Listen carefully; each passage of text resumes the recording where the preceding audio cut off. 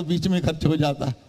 अब तो 2000 डालते हैं, घटाक से 2000 पहुंचता है, जो भेजते हैं सारे का सारा पहुंचता है। तो ये इतनी बड़ी उपलब्धि है, इसकी प्रशंसा करी जानी चाहिए। और मैं आपके चैनल से भी ये अपेक्षा करूंगा इस हकीकत को आप दिखाने का काम। सर वही बात कह रहा हूं, मैं तारीफ करता हूं, लॉ एंड ऑर्डर सुधरा हम जगह जगह, और इसलिए जनता ने योगी सरकार को दोबारा मौका दिया, योजनाएं पहुंच रही हैं धरातल पर। मैं फिर उन्नाव के विकास पर आता हूं, क्योंकि आप देखिए हिंदुत्व के बड़े चेहरे, तो हिंदुत्व की बातों पे ज्यादा आप फोकस कर रहे हैं, लेकिन मैं आपको लेकर आ रहा हूं उस ट्रैक पर कि उन्नाव में कितनी मूलभूत सुविधाएं, शहर का जाम है, पानी अभी तक लोग गंदा पीने के लिए मजबूर है, पानी अच्छा नहीं है, यहाँ सीवर लाइन की व्यवस्थाएं चरमरा जाती हैं, यहाँ पर औद्योगिक इकाइयां इतनी डेवलप नहीं हो रही हैं। इस इशू पर भी तो आप थोड़ा डंके की चोट पर बात करें ना। या तो मैं समझा नहीं पा रहा, हाँ। या आप समझने का प्रयास नहीं कर रहे। नंबर एक, जो हिंदुत्व शब्द है ना, ये हिंदुत्व नहीं है, ये राष्ट्रवाद है। सच्चा हिंदुत्ववादी वही है जो राष्ट्रवादी है। हम उस संगठन से आते हैं, तेरा वैभव अमर रहे, माँ हम दिन चार रहे न रहे।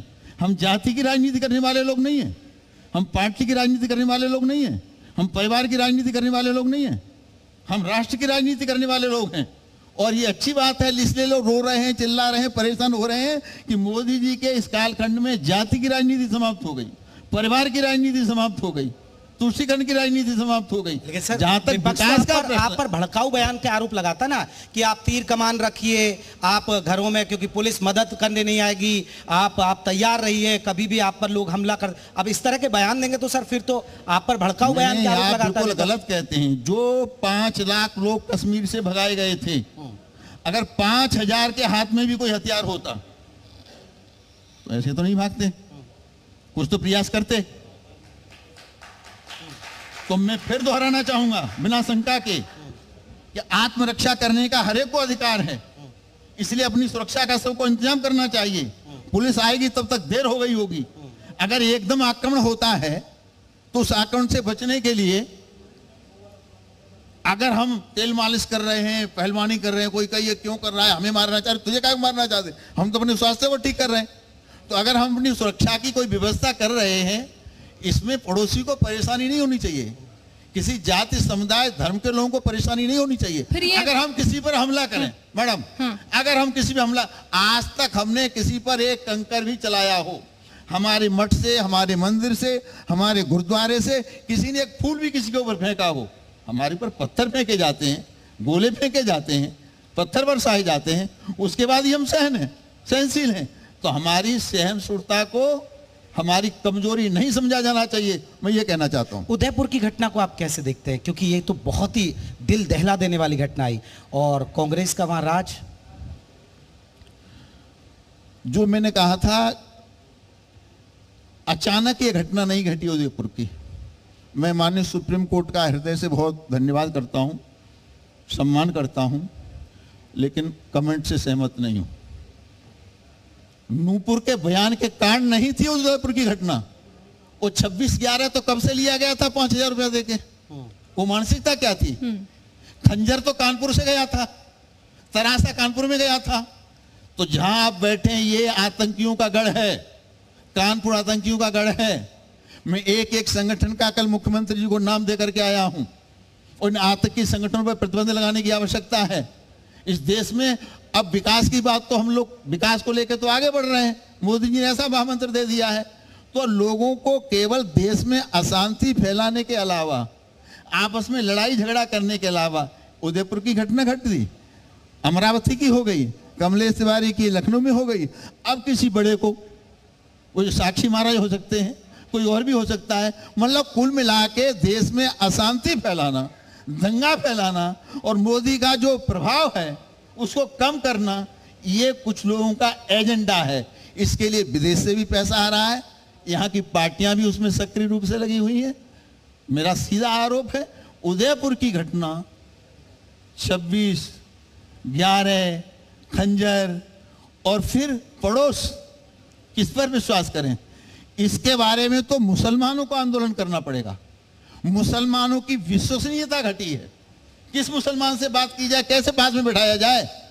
जो उदयपुर का व्यक्ति था वो तो गहरा मित्र था, अमरावती मारने वाला जिगरी यार था, कमलेश तिवारी को मारने वाला भी उनका यार था, और वो तो पार्टी का सदस्य भी बन गया था अमरावती वाला। कानपुर कनेक्शन भी निकले, मदरसों को भी लेकर सवाल उठते हैं कि मदरसों में भी कहीं ना कहीं कनेक्शन सामने आ जाता है। इस तरह की बिल्कुल आपकी ठीक है। मैं तो फिर आप इसको चलाएंगे मेरी लाइन को। मुझे लगता है कि जिस मस्जिद से निकलने के बाद पत्थर फेंका लाइव चल रहे हैं आप, लाइव कोई परेशान है, जिस मस्जिद से निकलने के बाद लोग पत्थर फेंकते हैं उस इमाम को जेल होनी चाहिए और मस्जिद पर परमानेंट ताला होना चाहिए। और जितने मदरसे चल रहे हैं इन मदरसों का सर्वे होना चाहिए कि बच्चों का भविष्य बिगाड़ा जा रहा है या भविष्य बनाया जा रहा है।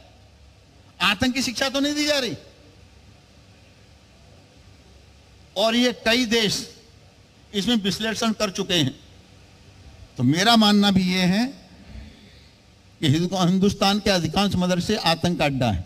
ठीक, साक्षी महाराज जी, जिस तरीके से राष्ट्रवाद की बात आप कर रहे हैं, राष्ट्रवाद को लेकर लगातार बातें हो रही है, लेकिन जिस तबके की हम बात कर रहे हैं, मुस्लिम कम्युनिटी की हम बात कर रहे हैं, मुस्लिम कम्युनिटी बार बार ये बात कहती है, कई बार ये बातें चीजें निकल कर आती है सामने कि आप हिंदू राष्ट्र से बनाना चाहते हैं। कई बार ऐसी चीजें सामने निकल के आती है कि डर का माहौल जो है बीजेपी की तरफ से क्रिएट किया जा रहा है।